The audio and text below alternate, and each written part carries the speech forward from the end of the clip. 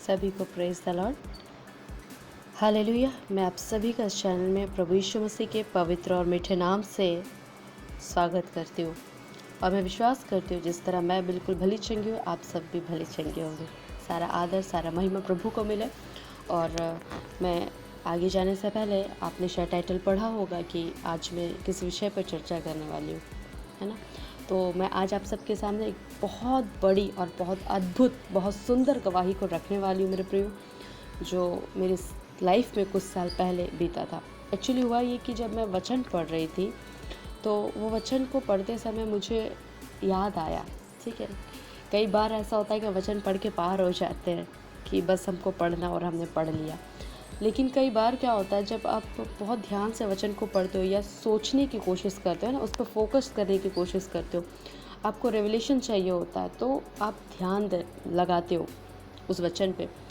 तो कई बार ऐसा होता है कि जब हम उस वचन पे ध्यान दे रहे होते हैं ना, तो बहुत सारी ऐसी बातें हैं जो हमारे जीवन में बीत चुका है, तो वो बातें हमें याद आती है और फिर लगता है ओ अच्छा, ये वचन इस जगह मेरे जीवन में उस समय में काम किया था, ठीक है। तो ऐसे ही मेरे साथ भी हुआ। मैंने जब वचन पढ़ा तो मुझे याद आया कि कुछ साल पहले मेरे साथ क्या हुआ था। तो मैं चाहती हूँ कि जिस तरह मैं उस वचन को अपने जीवन में महसूस कर पाई हूँ, है ना, कि वो वचन मेरे जीवन में क्रियाशील हुआ है और जिस तरह मैंने उस वचन के द्वारा आशीष पाया है, तो मैं चाहती हूँ कि आप सब भी इस गवाही को सुनिए और आशीषित होइए और वचन को पढ़कर अपने जीवन में उसको क्रियाशील होते हुए देखिए, उस पर विश्वास करिए और मनन करिए वचनों पर कि इससे आप क्या सीखते हो या आपके जीवन में ये कहाँ से किस तरह रिलेटेड है, ठीक है। तो मैं बताना चाहती हूँ जो गवाही बहुत ही अच्छी है, आप सुनकर बहुत आश्चर्य करोगे, ठीक है, क्योंकि बहुत लोग हो सकता है शायद विश्वास भी ना करें, है ना। बहुतों का कहना होगा नहीं वो हो गया होगा, ऐसे ही बहुतों का होता है ऐसा। बहुत लोगों का विश्वास बहुत कमज़ोर होता है और बहुत लोग अनदेखी चीज़ों पर विश्वास करना नहीं कर पाते, है ना, और विश्वास करना नहीं चाहते बहुत लोग। लेकिन मैं प्रियो बताना चाहती हूँ, अनदेखी चीज़ों पर जो हम विश्वास रखते हैं ना, वही तो विश्वास होता है। देखी हुई चीज़ों पर विश्वास जो करते हैं वो विश्वास नहीं है ना। जिसको हमने देख लिया, जिसको परख लिया, उस पर विश्वास करना कोई विश्वास नहीं होता है। मैं मानती हूँ जिस चीज़ को आपने नहीं देखा है और उस पर विश्वास करते हो, वो सबसे बड़ा विश्वास होता है। खैर, सबकी अपनी अपनी सोच है, तो मेरा जो सोच था मैंने आपको बताया। तो मैं बताना चाहती हूँ कि मेरे जीवन में जो गवाही मैं देना चाह रही हूँ वो 2020 की बात है और मेरे पास 3 बच्चे हैं। मेरे 3 बच्चे हैं, 2 बेटी और 1 बेटा है। तो जिसमें से छोटी बेटी जो है वो 2020 में वो जबकि घटना में बता रही हूँ, वो उस समय मेरी बेटी 1 साल और 2 महीना की थी। तो एक दिन हुआ यूँ कि छुट्टियों का समय चल रहा था और हम लोग सभी कोई घर पे थे। मेरे हस्बैंड जॉब पे थे और मैं और मेरे तीनों बच्चे घर पर थे और मैं और मेरा बेटा किचन में काम कर रहे थे। हमारा जो घर है वो 1 RK का है, मतलब 1 रूम एंड किचन। तो मैं किचन में थी और मेरी दोनों बेटियाँ रूम में थी। और हुआ यूँ कि किचन में मैं काम कर रही थी, मेरा बेटा मेरा हेल्प कर रहा था, दोपहर के खाने की तैयारी कर रहे थे हम लोग। और फिर मेरी बेटी अब छोटी वाली बेटी के साथ खेलते खेलते उसको कुछ ज़रूरत पड़ी और वो किचन में आई। जब वो किचन में आई तो वो मुझसे कुछ बातें करने लगी, कुछ पूछने लगी और मैं उसे बताने लगी। और ऐसे बातों बातों में कब समय बीत गया, 5-7 मिनट हो गया, हमने ध्यान ही नहीं दिया। और मेरी छोटी बेटी जो रूम में थी, उसने किचन का दरवाज़ा लॉक कर लिया, कड़ी लगा लिया उसने। और उसके बाद कड़ी लगाने के बाद 5 मिनट तक तो वो शांति थी शायद से, क्योंकि हम लोगों का ध्यान ही नहीं गया उधर। हम लोग काम में इतने बिज़ी हो गए कि जल्दी से खाना बनाना है, मुझे बच्चों को भूख लगेगा, और वो भी कुछ कुछ बातें कर रही थी, मेरे हेल्प कर रहे थे उन लोग, तो उनका भी ध्यान नहीं गया। और अचानक से फिर मेरे लड़के ने बोला, मम्मा ग्रेस रूम पे है, अकेली है, दीदी को आप भेजो जा उधर। तो मैंने एंजल को कहा कि एंजल जाओ, उधर ग्रेस अकेली है। तो फिर हुआ ये कि जब वो जाने के लिए उसने दरवाज़ा जब खोलने लगी तो बोल रही उसने, मम्मा दरवाज़ा तो बाहर से बंद है, मतलब रूम की तरफ से बंद है। तो मैंने बोला कैसे बंद हो गया? तो बोली पता नहीं, ग्रेस ने शायद बंद कर दिया।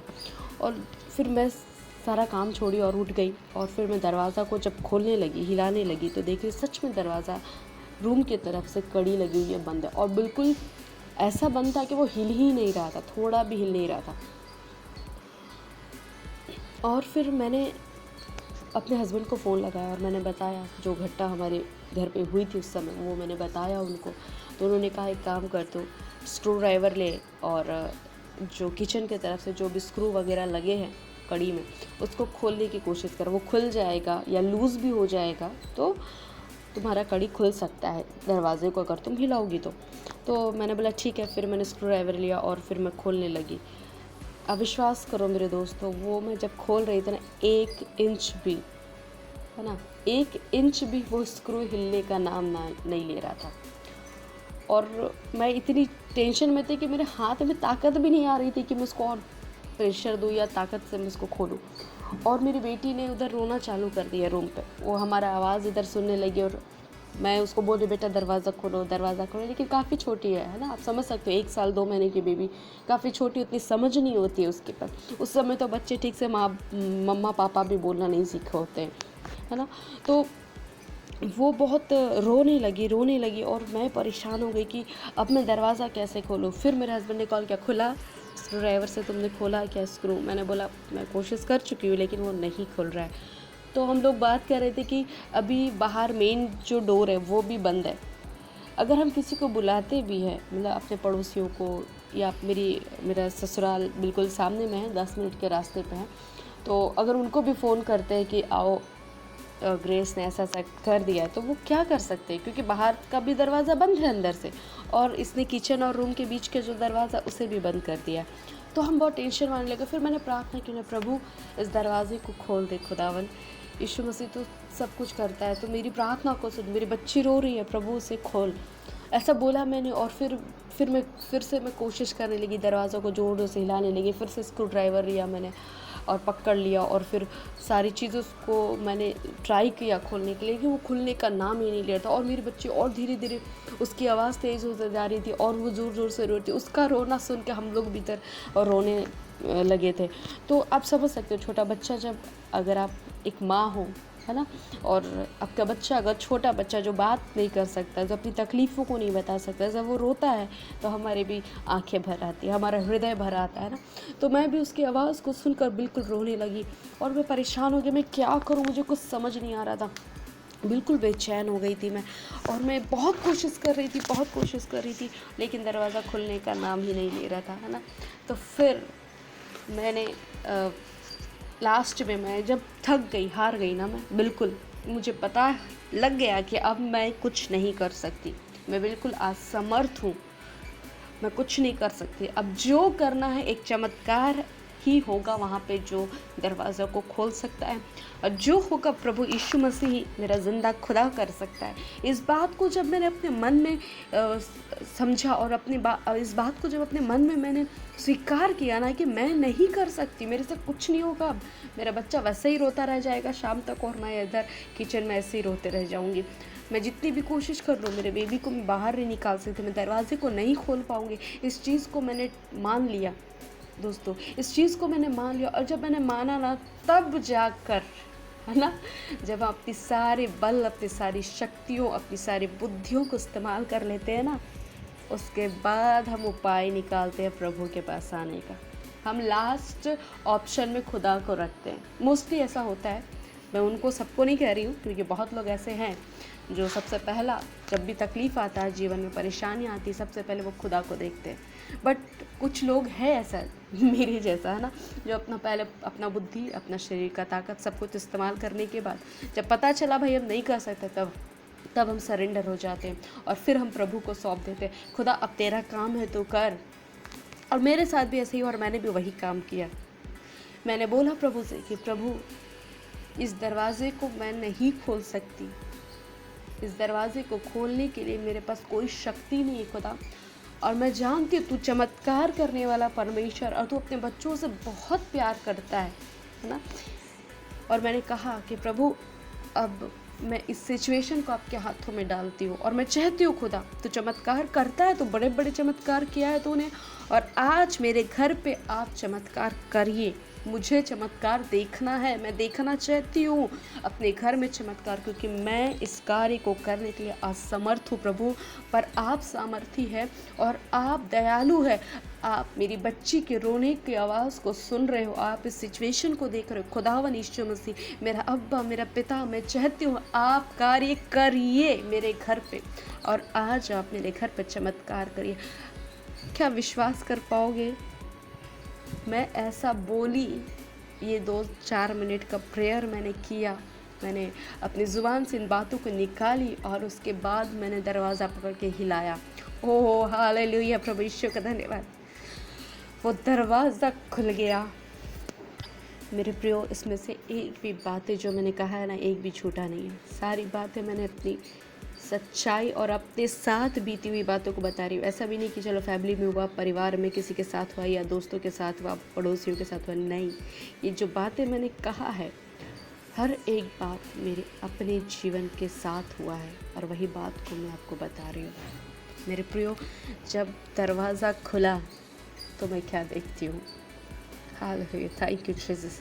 जब मैंने दरवाज़ा खोला और मैं अंदर आई रूम पर, तो देखा मेरी बच्ची दरवाजे से 2-3 कदम पीछे खड़ी है और वो ऊपर की तरफ देख रही है ना। मतलब अगर आपके सामने कोई खड़ा होता है तो आप, छोटा बच्चा के सामने अगर आप खड़े रहते हो तो कैसे वो सर उठाकर आपको देखती है, बिल्कुल मेरी बच्ची वैसे ही दरवाजे के 2-3 कदम पीछे खड़े होकर, मतलब दूर है ना, दरवाजे से 2-3 कदम दूर खड़े होकर ऊपर की ओर, उसका सर ऊपर की ओर था और वो देख रही थी। और फिर मैंने उसको तुरंत गोदी में ले लिया और सीने से लगाया, और प्रभु को धन्यवाद दी, क्योंकि मैं जान गई थी मेरे प्रियो कि ये काम मेरा खुदा ने किया है। मेरी पुकार को उसने सुना और मेरी तड़प को उसने देखा ना, मेरी बच्ची की तड़प, मेरे बच्चे के आंसुओं को देखा। प्रभु हर एक के आंसुओं का उत्तर देता है मेरे प्रियो। आपके आंसुओं को प्रभु संभाल के रखता है। आप ये नहीं सोचना कि प्रभु के चरणों पर आकर आपने अगर आंसू बहाए ना, उसका आपको उत्तर नहीं मिलेगा, बिल्कुल नहीं। आपको उसका उत्तर मिलेगा, समय के साथ उसका उत्तर ज़रूर मिलेगा मेरे प्रियो। तो मैं आपको बता रही थी कि जो वचन मैंने पढ़ा था ना, तो वो वचन हम पाते हैं नीति वचन 3 उसका 5 में कुछ इस प्रकार से लिखा है ना, तू अपनी समझ का सहारा ना लेना, वरन संपूर्ण मन से यहोवा पर भरोसा रखना। हालेलुया, आमीन। कितना सुंदर वचन है मेरे प्रियो।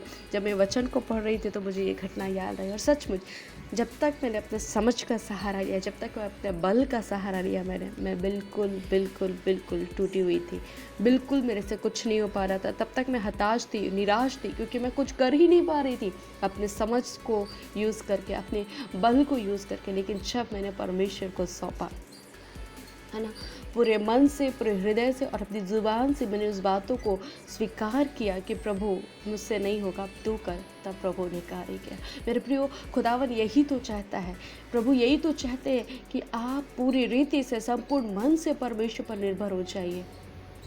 ठीक है, प्रभु चाहता है कि जिस तरह एक छोटा बच्चा अपनी माँ, अपने पिता और उससे जो भी बड़े रहते हैं उसके ऊपर वो डिपेंड होता, आप भी प्रभु में डिपेंड हो जाइए। प्रभु चाहता है आपकी जो चिंताएं हैं ना, वो प्रार्थनाओं के साथ, प्रार्थना का रूप लेकर प्रभु के पास आए। चिंता लेकर नहीं जाने का है हमको खुदा के पास, आप अपनी चिंताओं को प्रार्थनाओं में बदलिए और प्रार्थना के साथ प्रभु के साथ जाइए, प्रभु के पास जाइए। प्रभु निश्चय उसका उत्तर देगा मेरे प्रियो। आपके पास जितनी भी बड़ी परेशानी हो, अपना बुद्धि मत लगाइए। आप अगर कर्ज में हो, आप अपनी बुद्धि मत लगाइए। आप जितनी भी मेहनत कर लोगे ना, आप अपने कर्जों को नहीं उतार पाओगे।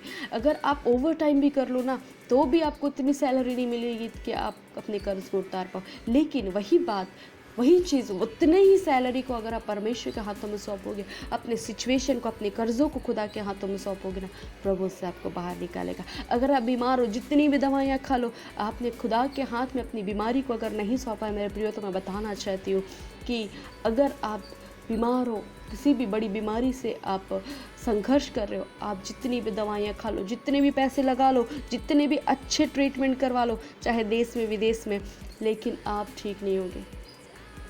लेकिन जिस दिन आप अपनी बीमारी को, अपने शरीर को परमेश्वर के हाथों में सौंपोगे, अपने जीवन को खुदा के हाथों में सौंपोगे, उस दिन दवाइयों से बढ़कर दुआ कार्य करेगा। हालेलुया। मैं विश्वास करती हूँ कि आप सभी ने इस गवाही को सुनकर आशीष पाया है, और मैं चाहती हूँ अगर सुनने वालों में से कोई भी समस्या में है, परेशानी में है, तो मैं आपको बता दूँ, आज समय है अपने आप को परमेश्वर के हाथों में सौंपिए। अपना बल, अपना बुद्धि इस्तेमाल ना करें और प्रभु में निर्भर हो जाइए। प्रभु ज़रूर आपको सिचुएशन से बाहर निकालेगा। प्रभु का धन्यवाद। हालेलुया। अगर आपको ये गवाही अच्छी लगी हो तो प्लीज़ आप अपने दोस्तों में, अपने परिवार वालों में, अपने ग्रुप में ज़रूर शेयर करिए, ताकि जिस तरह आपने इस गवाही को सुनकर आशीष पाया है, और भी लोग आशीषित हो और खुदावन यीशु मसीह के प्रति उनका प्यार, उनका विश्वास और भी मजबूत और गहरा होने पाए। Thank you.